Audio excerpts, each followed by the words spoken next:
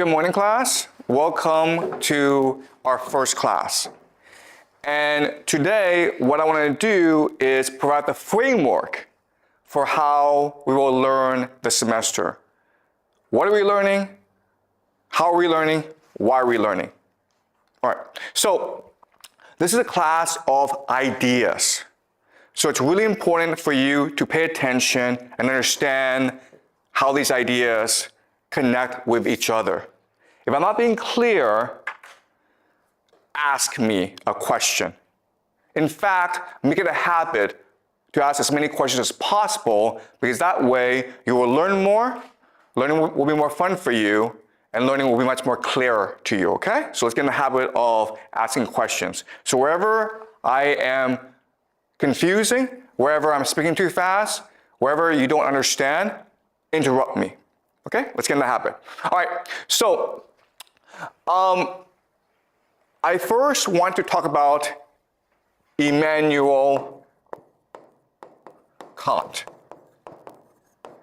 We will be discussing him a lot this semester because he is the greatest philosopher in Western history. And he taught us how the world works. And this is what he told us. He told us that we can never know the objective reality. There is an objective reality, what he calls the noumena, okay? Or the things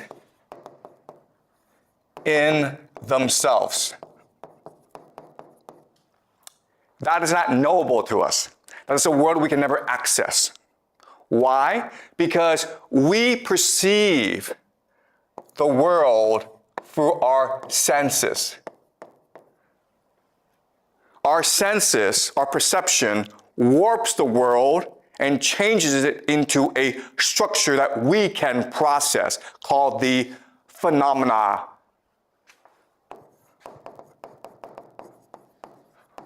Which are the things that appear to us. Okay, so the example is time and space. Time and space do not exist outside of us. Time and space do not exist in reality. But for us to understand reality, we need to add in time and space. Okay, that's the example. All right? So, how the world works is we perceive the world, we perceive the noumena, and turn it into the phenomena for us to process. In other words, and this is really important, reality is what we imagine it to be. There is no objective reality. Reality is what we imagine it to be. Life is a constant process, a constant act of imagination. All right? That's Immanuel Kant. That's the first idea I want you to understand. So what I want to do in this class this semester is train you or teach you or inspire you to augment your imagination so that you see the world much more clearly. This class is not about what to think, it's about how to think. All right.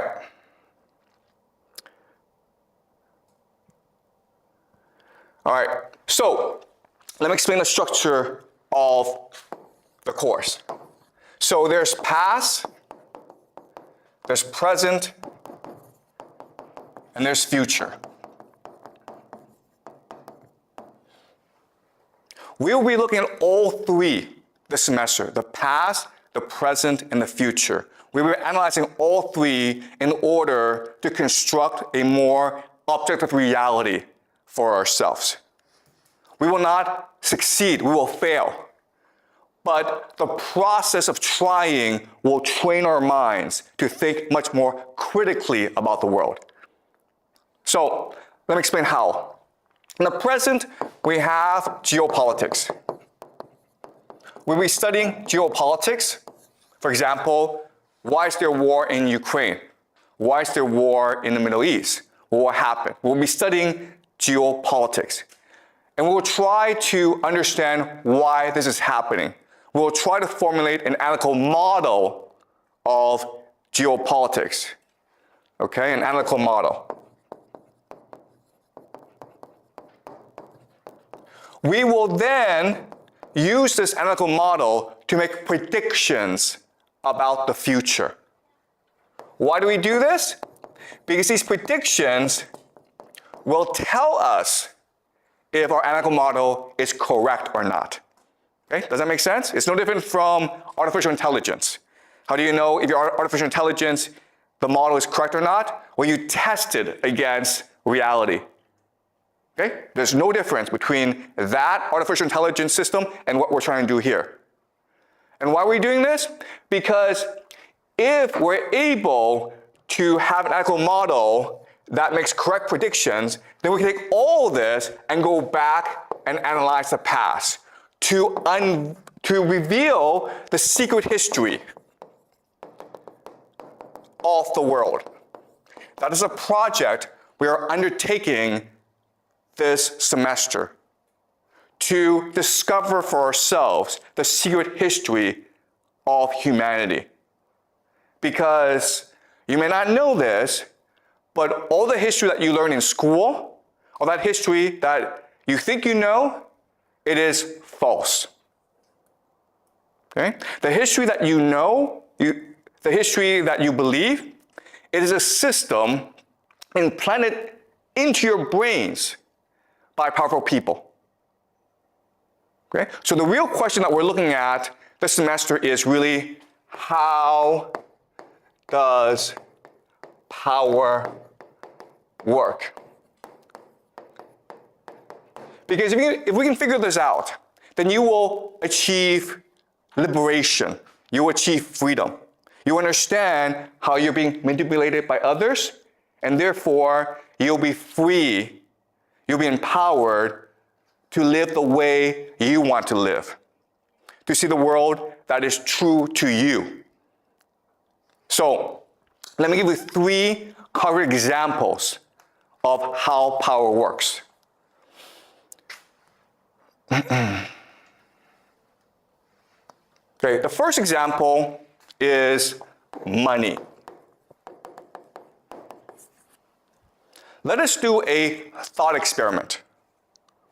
I'm a bank, okay? I decide I want to open a bank.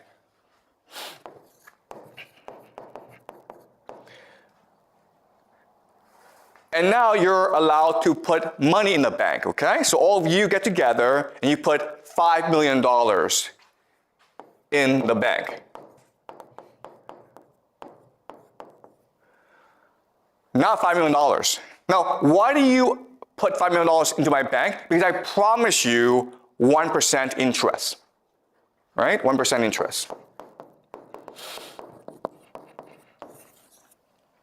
That's a really good deal. But now, because I owe you some money, right? I owe you 1% interest, I now need to go make money for myself. So I have a friend who's building a restaurant, and he says, I need $5 million to build a restaurant, and after a year, I will pay you back 10% interest. Okay? 10% interest.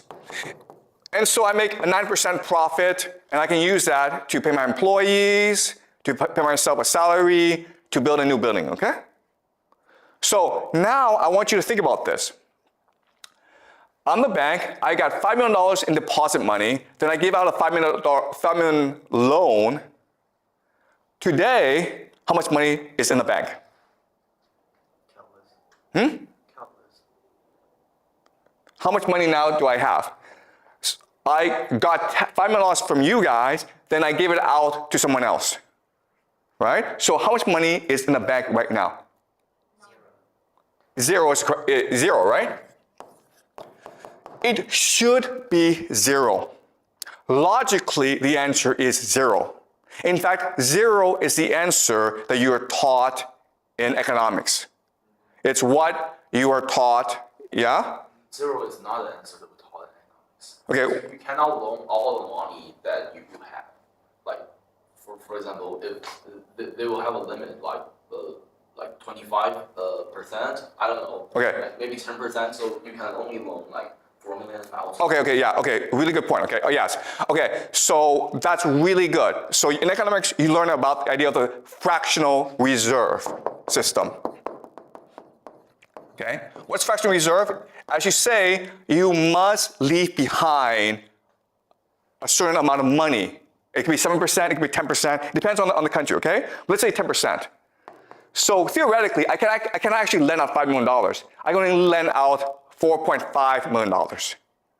Okay? You're right, okay? That's law as well. Okay? Actually, okay, let's say I lend out $4.5 million, okay? Now how much money do I have in the bank? Yeah, $500,000, right?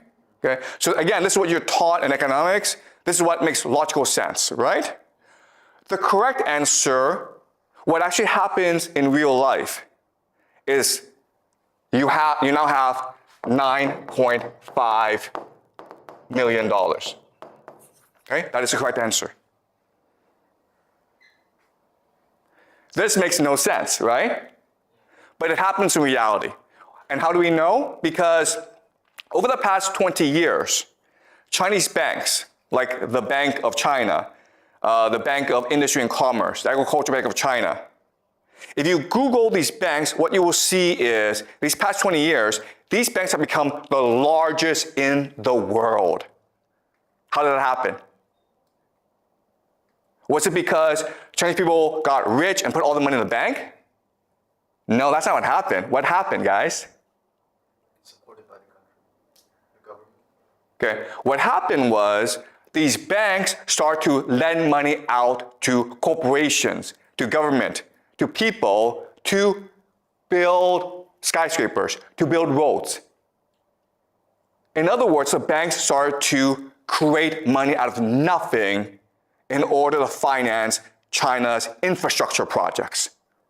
And that's what banks are allowed to do. They're allowed to print money, create money out of nothing. Okay, does that make sense? Now the question then is, wait a minute here. That's kind of absurd. How this system come into being? How is it created? Okay, well actually, there's a very easy explanation for where we got the system from. All right, so let me explain the history and the origin of the system. So in the beginning, it was merchants who engaged in finance, because merchants needed money in order to facilitate trade. Okay? And some merchants became extremely wealthy. And when they became very wealthy, they started banks in order to support trade and other merchants. Okay, so these banks traded in gold because that was the primary source and supply of money back then. Okay, so what happened is you would come and you would put your money, your gold, in the bank for safekeeping. And the bank would give you a contract, right? A contract is just saying, thank you for giving me your gold. I promise to give back your gold at any time that you want it. And this is what we call a receipt, right? And this would allow for better and easier trade. Because now I can take this contract and I can go to England, okay? Maybe I'm based in Italy. But now I can go to England and say, listen, I need to buy cotton or bananas from you. And the person is like, well, what are you gonna give me? I'm gonna give you gold, right? So I take the receipt and I give it to you, right? And why do we do this? Because it's a lot easier than giving gold to other people. And so this system would facilitate trade throughout the world. Does it make sense? Now, I'm the bank. I have all this gold. And I want to make money with it. So I want to give it to other people. So other merchants would come to me and say, listen, I need gold. Can you lend me out gold? Right? But I say to him, yeah, but if I give you out the gold, you have a security issue. It's inconvenient for you. So why don't I give you a receipt, a contract instead?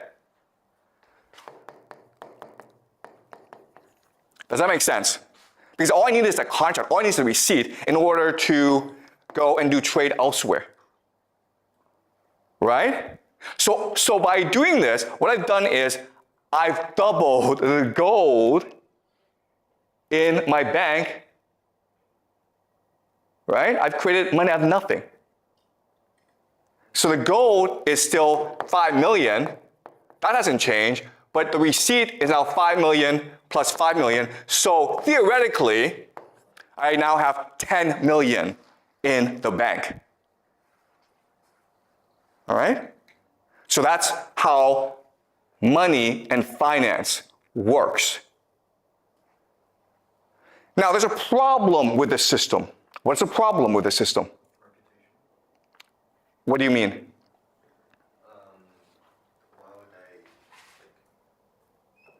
Why would the other people take the receipt as gold, as the same value? Okay, that's a good question, okay? Why is it that people believe in me? Okay? The answer is very simple. The answer is because throughout most of human history, people didn't need money. If you were just a normal person, what were you doing? Were you in a village growing crops? If you wanted to like get new stuff, what would you do? You would trade with someone else, right? Maybe you have a gold that I want. Well, then I would trade you a cow for it. So we didn't actually need money.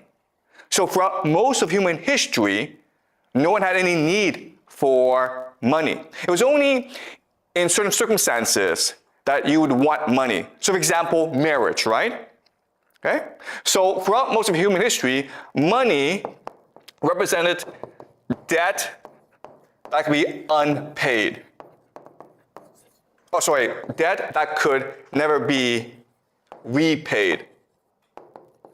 So for example, a very common thing is, maybe you and I fight, and I kill you. Well, in theory, your family should now come and kill me. But obviously that would create a lot of problems, right? So the way to settle the dispute is, I would give your family money. Because money was symbolically meant to say, I'm sorry, I killed you. This is a debt that can never be repaid. Okay? That's what money was used for in most circumstances throughout human history. There was no actually real use for money. It was symbolic. But with the rise of trade and with merchants, they needed money in order to facilitate the trade. But these merchants all knew each other, so they trusted each other anyway. So money was a mechanism for them to trade easier, okay? Does that make sense? All right? Okay, so let's go back to the question. This system looks great. I can print money out of nothing, but there's a problem with this system. What is the problem? There's a problem here. Like you can forge the receipts and, the money fakes. Okay, that's actually a great question, okay? So, yeah, is it possible to forge the contract? Okay? So, that's a really good point.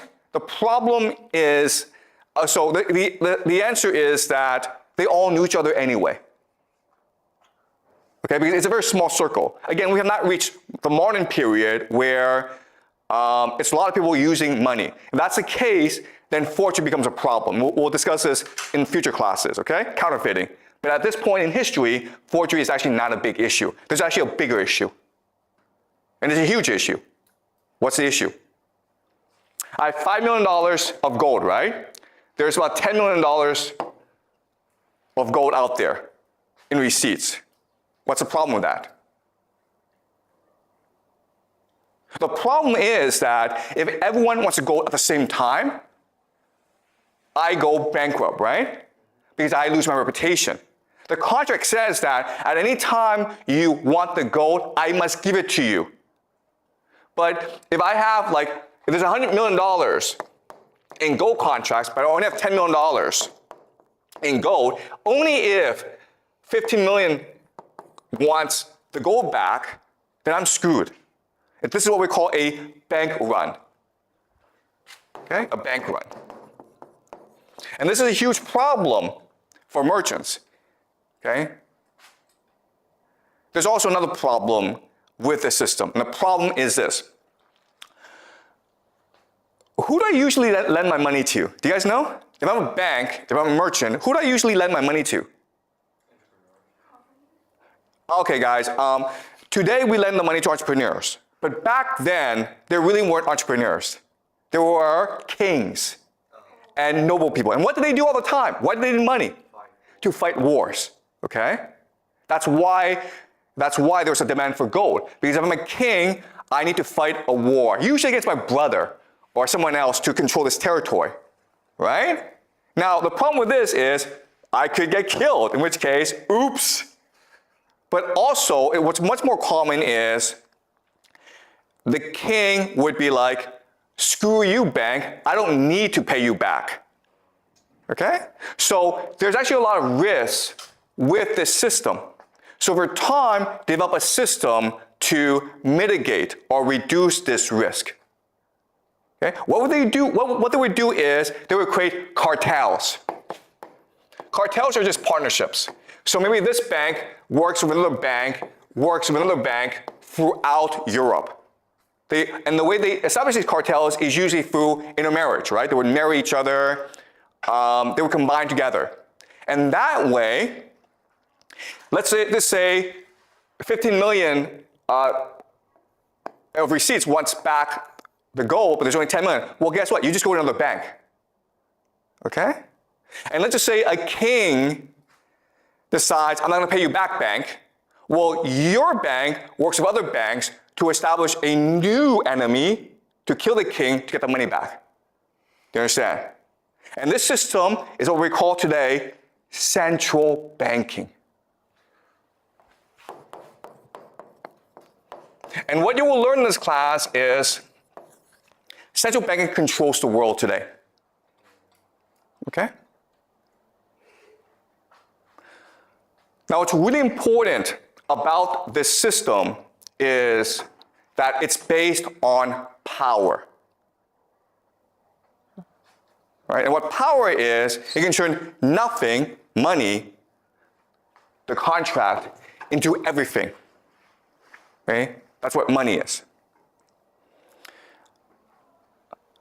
Okay, so we live in a world in which banks can print out money, right? So now, let's ask ourselves a question. Wait a minute here. If the banks can print as much money as possible, why do we have poverty? Right? Because we can just give money to poor people and they wouldn't be poor anymore. Why do we have poverty?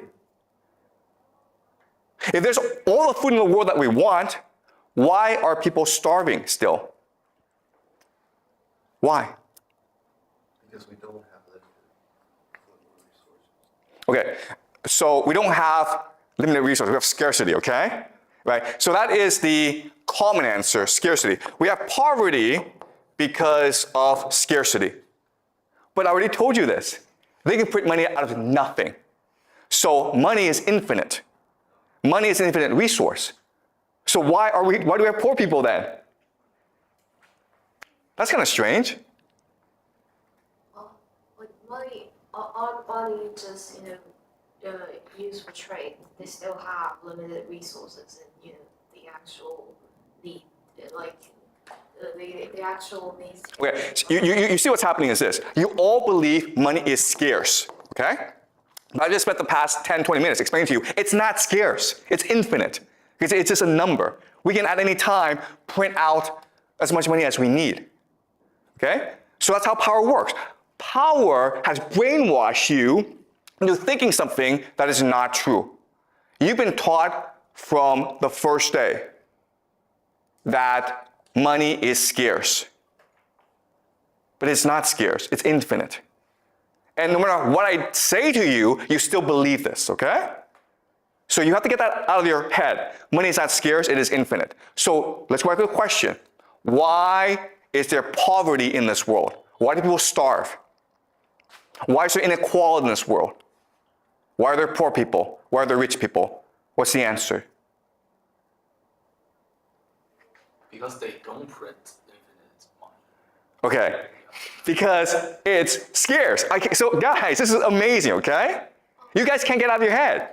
You think money is scarce. You think it is not possible to print infinite money, when I already told you it is possible to print infinite money because they do this all the time. Yeah? The one who has the power don't want everyone to share the same. Yeah, Right there. because we don't want people to all have money. The powerful people don't want that. That's exactly the answer. And why? Because otherwise, no one would work. Do you understand? The point of putting money is not to give you money. The point of putting money is to create the illusion that money is valuable, and therefore you will work hard in order to obtain it. But in order for me to make you want to get money, I need to create artificial misery. Do you understand? Right? If there weren't poor people, you wouldn't want to be rich. It's only because you see people suffer that you would want to go make money for yourself. What do your parents tell you? Your parents tell you, work hard in school, make a lot of money. Otherwise, you're going to end up like a poor person. Right? Well, guess what? If there are no poor people, your parents couldn't say that to you. And you wouldn't want to work hard in school. Right? That's why we have poverty. Because poverty creates the illusion that money is valuable.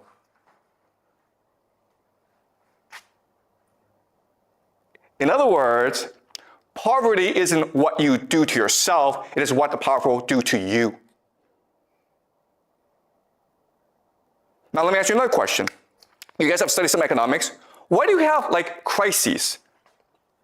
Crises. For example, there's a stock market crash. Or for example, the economy goes down and people lose their jobs. Why do you have crises? I don't know. Exactly. You're not taught this in economics class. That's kind of weird, right? The point of crises is to destroy money. Why do we need to destroy money? Because if there's too much money in the system, people don't have to work. So you have to destroy this money in order to make people feel money is scarce. Okay, does that make sense? So why do we have wars? Right? Why are there wars in the world then? Because they're fighting over scarce resources, right? I already told you, scarcity is a lie. The real reason is war is meant to destroy wealth in order to make you think money is valuable. Do you understand? You guys play World of Warcraft or these games, right?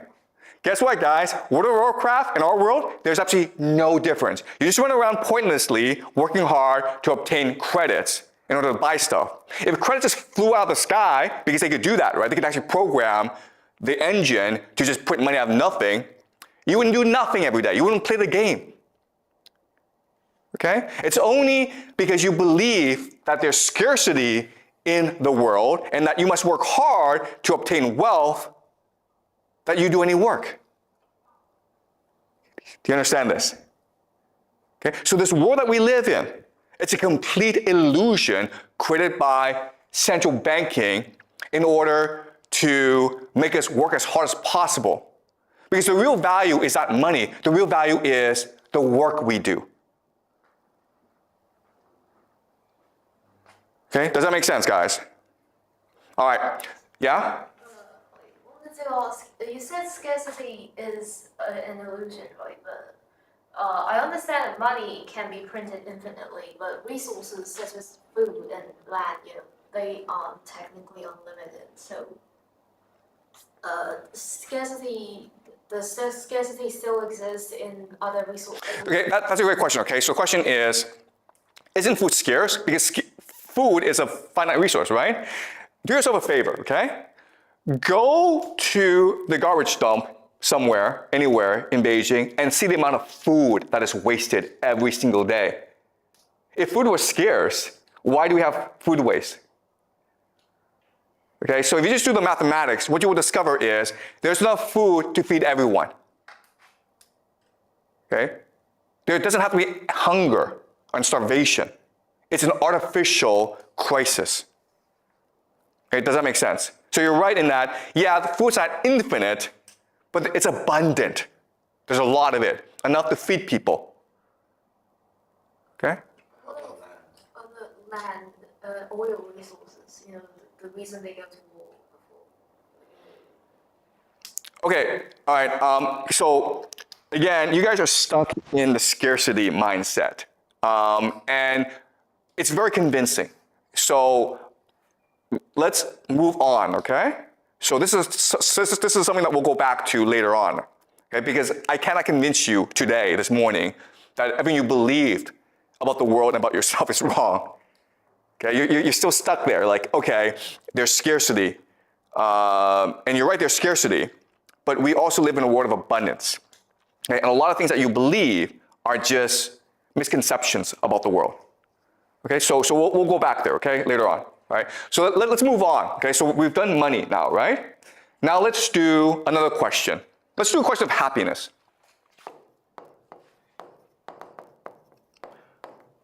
The question for us today is, what makes us happy?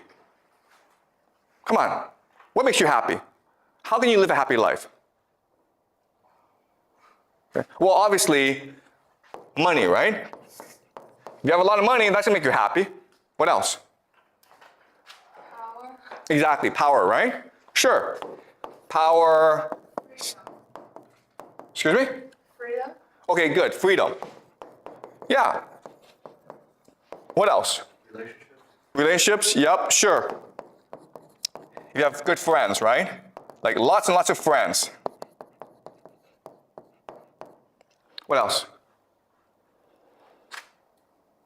Romantic relationships. Okay, love, right? Love. Sure. What else? Like video games, I guess. Vacations. Okay? Lots and lots of things, okay? What you will discover about this list is this. You are thinking about individual happiness.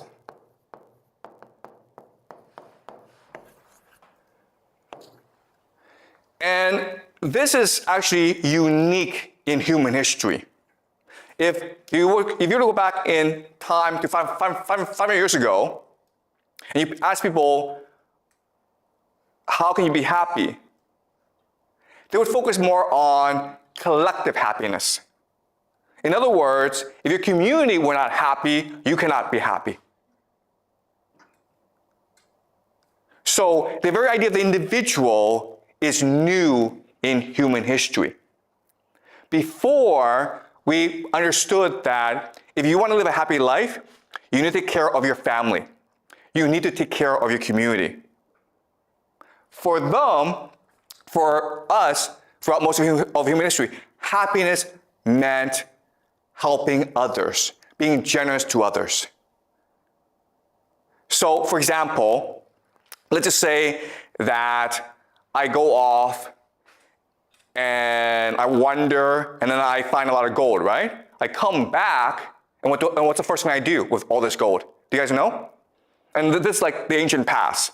Dig a hole and put them inside. Okay, yeah, good, right? We're gonna dig a hole and put that money inside because we want to give it to our children. That's a modern mindset. But what did they do before? And this happened throughout every society. If I became rich one day, what's the first thing I would do?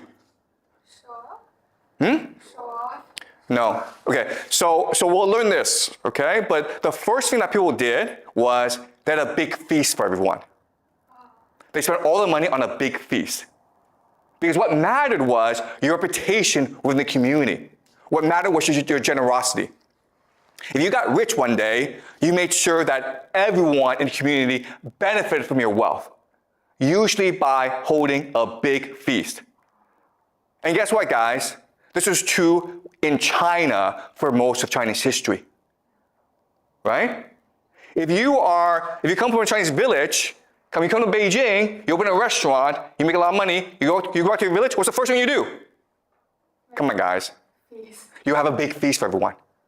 Okay, so this is ingrained in us, okay? But as you say, today what we believe is if you have a lot of money, put it underground or put it in the bank, okay? But back then, for most of human history, we would just spend it all on a big feast. We wanted everyone to share in happiness, and that's what made us happy. Okay? Any questions? Yeah? I was wondering, you mentioned that it was for reputation on some levels. Would that count into as your individual happiness? Because after you get rich, you care about your reputation. Okay. Yeah, so you're asking, isn't this about individual reputation? And again, I mean, this is hard, okay? But the concept of the individual did not exist before. We just created it. The idea that I'm a person independent of my family, independent of my community, independent of the world around me, makes no sense. What was the worst punishment that could be inflicted on you in the past? Let's just say that we get in a fight, I kill you, right? Like they say you no longer belong to this family. Exactly. Banishment, exile. Not death, right? And today, if I killed you, the police would come catch me and then kill me. But before, we didn't do that because the worst thing that we could do was exile you. It says, you're no longer part of us. You understand? So the concept of the individual did not exist, right? Okay, so let's move on. All right, so now I'm going to present two understandings of the world. And you're going to tell me which understanding you think is correct. In the first understanding, we humans don't have agency. We don't have really control. Why? Because there are powerful gods out there, okay? There are these powerful gods like Apollo, Dionysus. Oh, the problem though is that they are also controlled by other gods that are more powerful, like, for example, fate, fortune. And then there are these really ancient gods that control the structure of the universe. For example, maybe anger and pride. So you have absolutely no individual agency because there's always a god screwing with you, okay? You might get rich, but then the god of pride looks at you and says, no, I need to teach this mortal a lesson. So the god comes into me, makes me too arrogant, and I screw up. Okay? So we're always being controlled by these forces beyond our understanding. Okay, so that's a first worldview. The second worldview is this. We are synapses that generate memories. Okay? We are memories. Our understanding of the world comes from our experience. That is controlled by synapses. Synapses come from a combination of DNA and environment. Our genes and our interaction with the environment, our experiences. And what this means is that we can now have control over our own individual fate. If you're angry, it's because some experience or some genes made you angry, and this anger becomes reinforced in your memories. And therefore, if you do proper therapy, if you do proper reflection, if you do some exercises, you can better control your anger and therefore control your fate. Okay? So in the first worldview, there are lots and lots of gods. They're evil and they're random, and we have absolutely no control over our fate. We can only hope to get lucky in life and not piss off the gods. In the second worldview, we are only a collection of our memories and we are only synapses. So if we're able to manipulate the memories and the synapses in a proper way, we can be free of all problems. We can be free of anger. We can be free of depression. We can be free of misery. All right? Let me ask you this question. which worldview is a more accurate reflection of reality? Second one. Obviously the second one, right? Because this is neuroscience, science, or psychology or psychiatry. This is what you've been taught in school. This is what you all believe. Our entire society is structured around this very idea. And what you will learn in this class is it is completely wrong. It is the first one that is more accurate reflection of reality. The first one gives you more information, gives you a more accurate assessment of how the world really works. Okay? So now let me ask you this question. If the first worldview, and this is what we call polytheism, and polytheism for most of human history was the dominant religion, okay? Now we live in a world where the religion is science. Science is basically religion. So, why did we make this transition? What's the benefit? If you're a powerful person, why would you prefer the second one as opposed to the first one? Why? What's the benefits to powerful people? What does power want to believe the second one, but not the first one? They can blame your own failure for your own fault. Yeah, okay. So the idea of individual responsibility. Okay? So then there's more control. Okay? It's easier to control people in the system. Right? That's the first benefit. What's the second benefit? The second benefit is you will work harder, right? Because in the first system, you're like, you know what? I don't need to go make a lot of money because if I make a lot of money, the gods will punish me and make me proud. So I'm just gonna like enjoy life and take it easy. All right? So in the second system, no, I have control over my own life. So I need to work hard. Okay, so and again, the entire point of the system is to make you work as hard as possible, because when you work hard, that generates real wealth for the powerful people. Money does nothing, okay? Money just incentivizes you to work hard. So this exists in order to make you work harder. And there's one more benefit, or there's more benefits, but what's another benefit? Okay, the other benefit is this. Powerlessness. It makes you powerless. Why? This system is designed to make you absolutely powerless. Why? You can't control anything. Why? Everything is controlled by gods and fate. No. You see again, this is how you're brainwashed. You believe one makes you powerless, but that's not correct. Two makes you powerless. Why? What's the difference between 1 and 2? Why is it in number 2 you are powerless? You're playing in the game that who has the power wants you to. Okay, so the problem with number 2 is you are incapable of collective action. Because you think all the source of your problems is the individual in you and not society.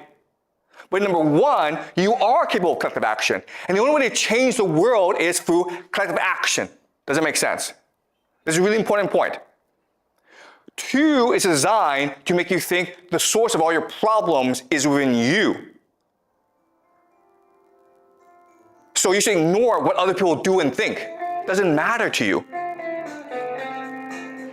And therefore, you're incapable of identifying with other people. You're not capable of collective action. If you're not capable of collective action and you feel really miserable, what you will do is play video games or watch porn all day. Okay? And that's what's happening in society today. Yeah? But in number 2, like from experience, we would know that you should listen to the others' advice, or you should take others' perspectives and not just. So in number 2, who has authority? Who do you listen to? You listen to scientists, right? Scientists. Because the system was created by scientists to trick you, okay? This system you think, oh, it's science, therefore it must be real. Guys, let me give you a piece of advice, okay? If you're ever feeling sad and you are depressed, what should you do? What should you do? What have you been taught to do? If you feel sad, you're depressed, what should you do? Walk around.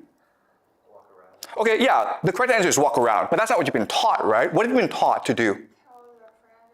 Okay, telling your friend, telling your parent, that's actually really good, right? So walking around, exercising, resting, talking to a friend about your problem, that's all really good. But what have you been taught to do in school? Really? If you are feeling really, really sad, what should you do? You should go talk to a psychiatrist, right? You should talk to a psychologist. And what will he do? What will he or she do? Okay, well, I'm gonna give you a piece of advice, okay? And you can test it out for yourself. But if you're feeling sad and you are feeling depressed and you feel you have to talk to a psychiatrist, and you do so, I will make you a bet that the psychiatrist will make it a lot worse. You will feel worse after talking to a psychiatrist. Okay? And the reason why is the system is not designed to cure you of any problems. The system is to make you dependent on authority. You know that if you feel sad, well, you know what? Just go for a walk, talk to a friend, you'll feel better over time. But the system teaches you, no, if you feel sad, go talk to a psychiatrist who will give you drugs. It's designed to make you dependent on authority, yeah? I want to ask, like, in scenario 1, rule number 1, wouldn't God also be an authority? Like, God will also be authority. That's actually a great question, okay? God is authority. Okay, that's actually a great question. Thank you so much. So I have to spend time to explain to you both systems, and I will do so. But what's really important about number 1 is the gods are really bad people, okay? The gods in number 1, the polytheistic system, they fight all the time. They're vengeful, they're angry, they're proud, but because they're gods, they can get away with it. And that's the difference between humans and gods. We're all the same. We're all angry. We're all jealous. We all fight, okay? But the gods can get away with it. The humans cannot. Gods can do hubris. We cannot do hubris. Do you understand? So the idea that, oh, the people in power are benevolent. The people in power are authority figures who are after our best interest. That is a new modern concept. Before, it was assumed that the king is a king. Why? Because he's favored by the gods. It's not because he's a good person. It's not because he's a just ruler. It's just because the gods like him for whatever reason. But guess what? The gods give and the gods take. Maybe today, the king will rule us, but maybe 5 years from now, he gets unlucky and the gods kill him. Too bad. If you read Greek mythology, and we will do so in this class, okay? We'll go over into Greek civilization. We'll look at Oedipus. We'll look at Homer, the Iliad, okay? They talk about this all the time. Fate is something that you cannot control. It's something that happens to you. And therefore, you must live life to your best. All right? So the difference is this. The difference is in number 1, they have a concept called eudaimonia. If you have no control over your fate, if things can happen to you tomorrow that kill you, then live your life to the best of your ability today. Seize the day. Be the best that you can be today. And that's how you win favor from the gods. Eudaimonia, what we call flourishing. The point of life is to live it to the best of your ability. And that's why, guess what, guys? The ancients, the Greeks, they were superior to us. If you read Greek literature, Greek philosophy, Plato, Homer, Aeschylus, Euripides, they were the best. Today, we suck. Why? Because instead of eudaimonia, we have pleasure.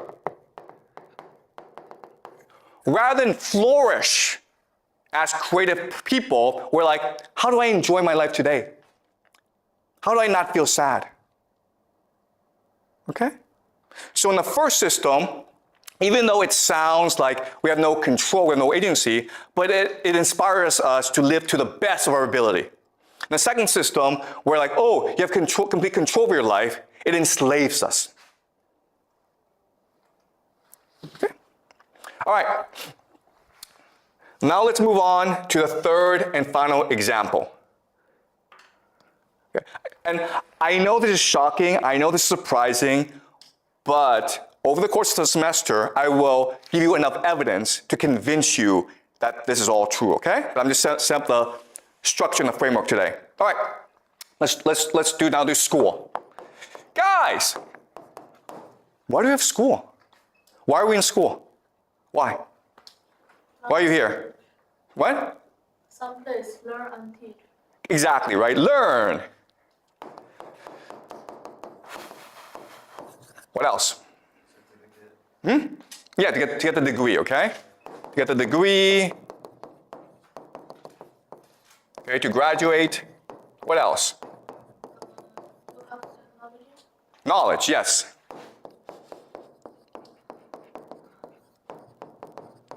Yeah. The power chance to brainwash the students. Excuse me? I feel like give the power a chance to brainwash us. Brainwashing. Okay, guess what, guys? The correct answer is brainwashing. Everything else is a lie. Okay. All right. What do you do in school? You come to class, you listen to a lecture, you read books, right? And then you have to do a test, and you have to write a paper. And then the teacher gives you a grade. That's how you learn, right? Let me ask you this question then. Throughout most of human history, how did we learn? If you want to become a doctor, what did you do? To be a good, to be fast and long. The answer is experience. Do it. Right? Let me ask you this question.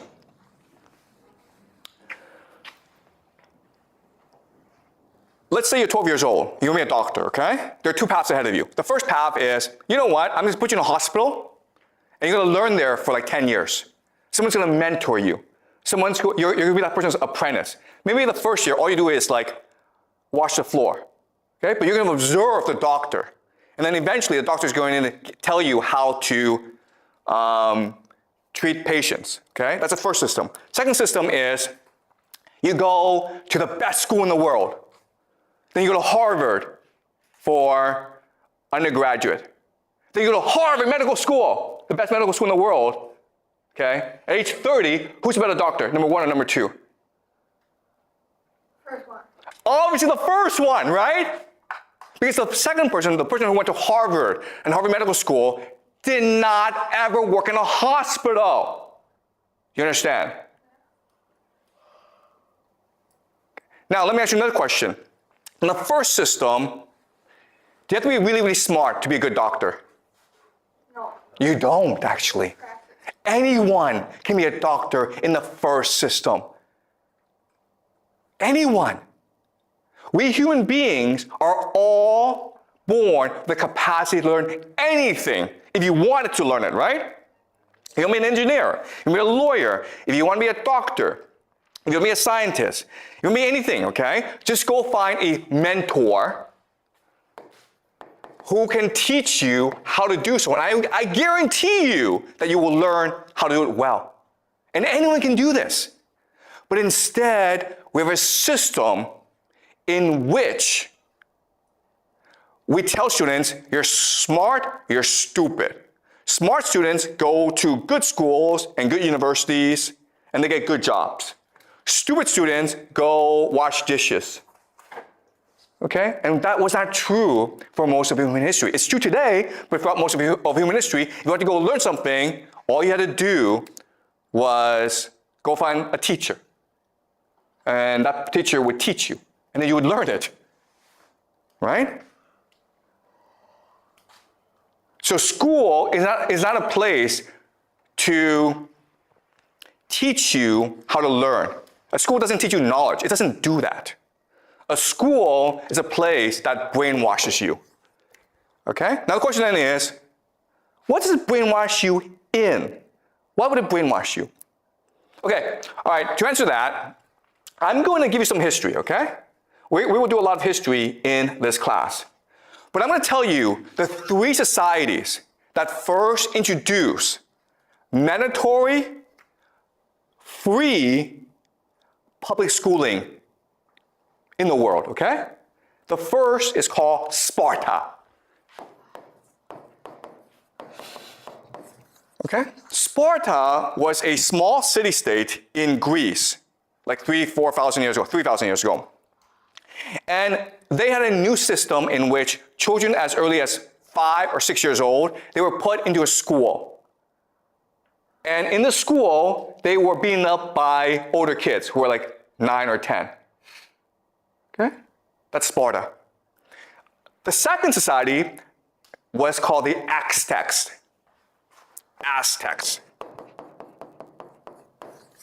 And they also provided free compulsory education to all its children. Really good, right?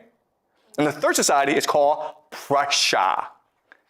And actually Prussia is a system that everyone uses today. Do you guys know any history?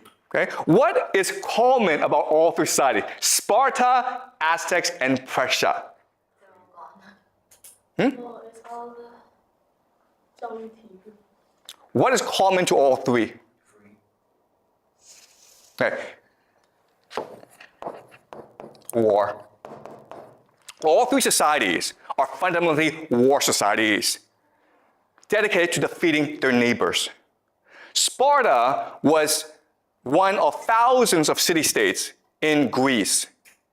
The only society, all these thousands, that had compulsory education. Why? Because Sparta was first and foremost engaged in war making.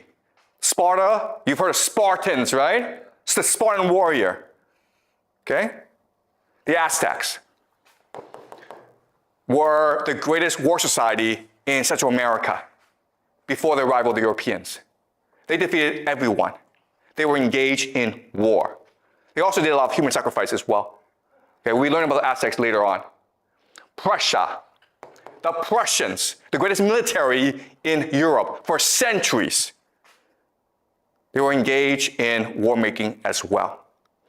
Okay, do you understand this?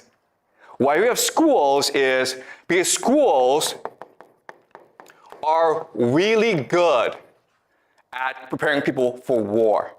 Why? Excuse me? They have people and they can teach some kids how to do with the war.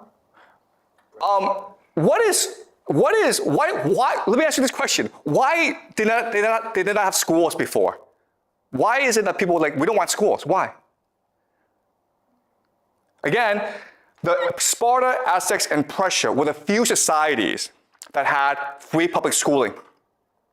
Why didn't other societies just copy them? Why? I think the knowledge should be traded with money. Okay, let me ask you this question. Let's just say you're a mother or father. And you have a child, right? What's the worst thing that could happen in your life? No parents? No, you're a mother or you're a father. You have a child, right? What's the worst thing that can happen to you in your life? Wrong. Your child is taken away from you, right? Oh. What does school do?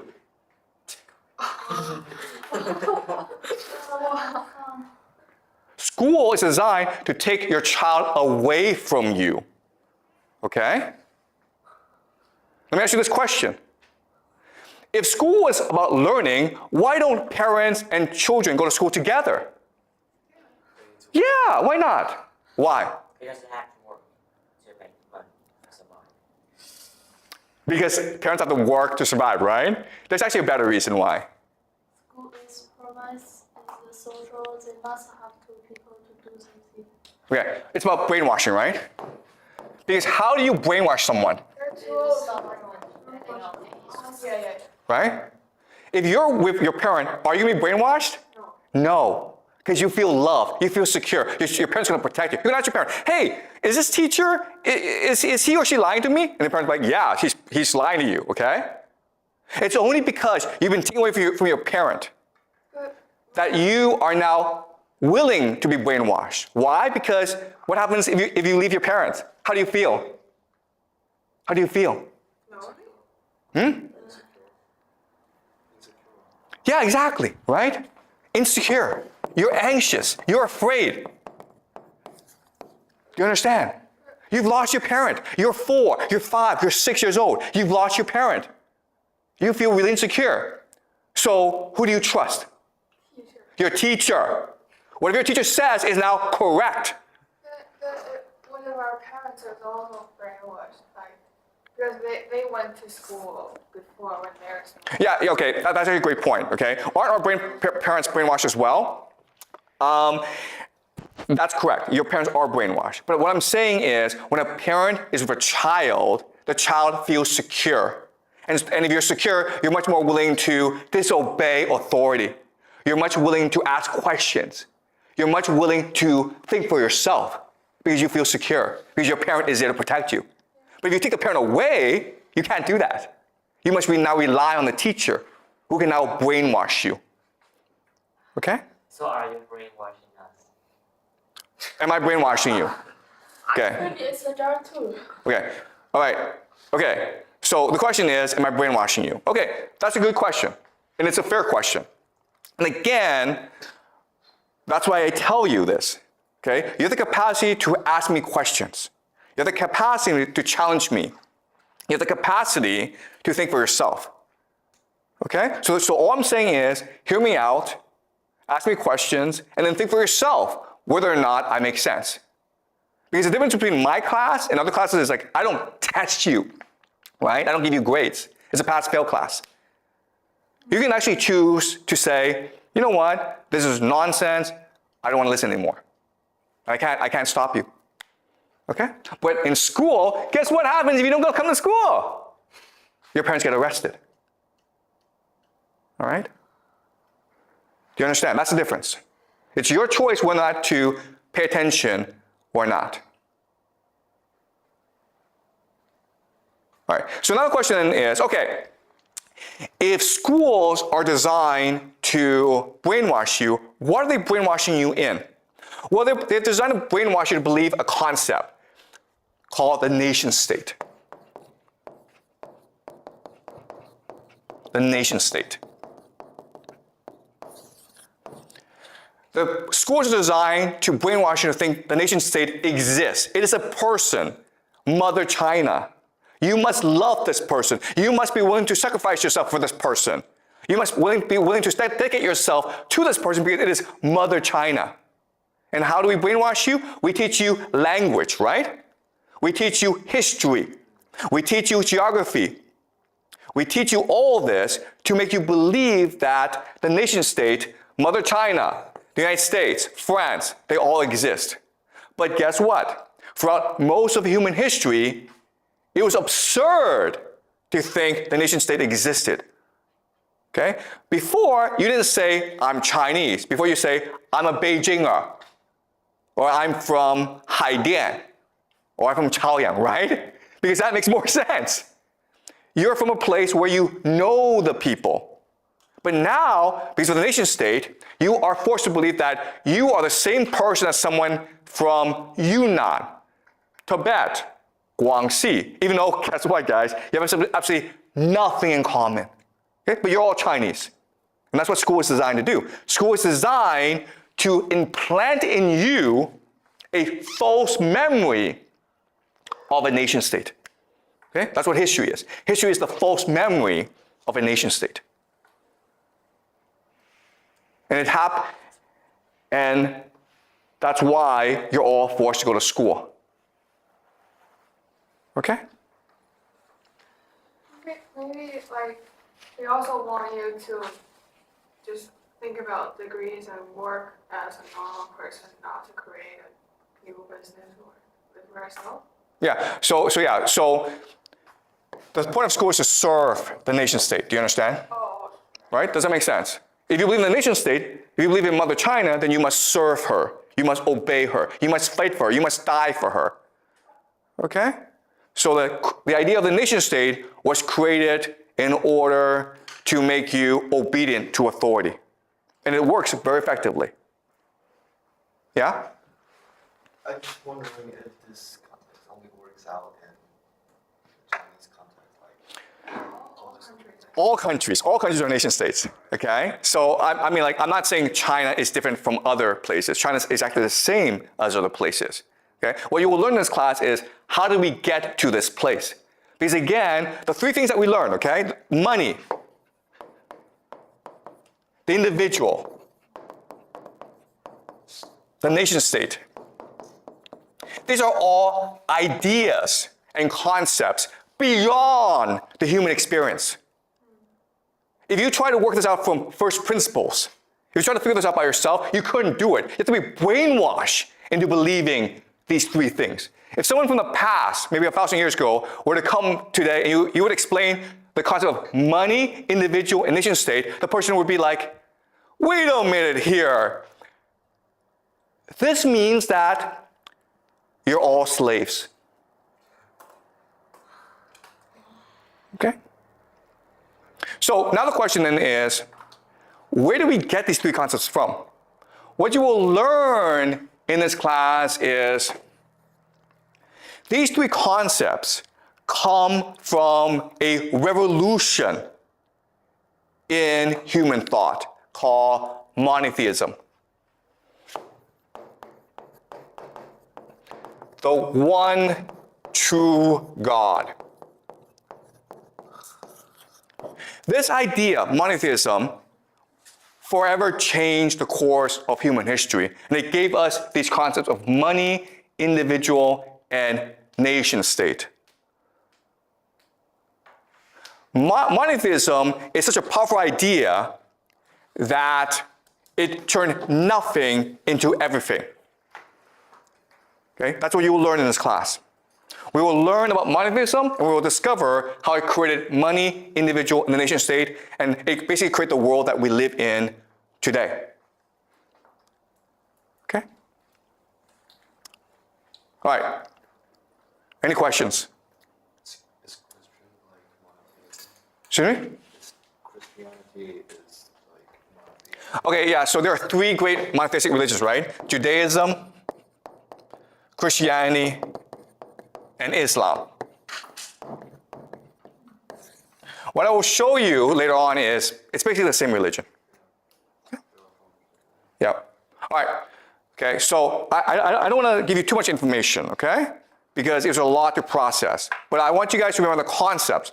Money, individual, and nation state are all powerful concepts that are embedded into everyday life. You cannot escape it. Okay, you've been brainwashed into thinking that they all exist, when in fact they actually don't exist. And that's how power works. What power is, okay? What power truly is what we call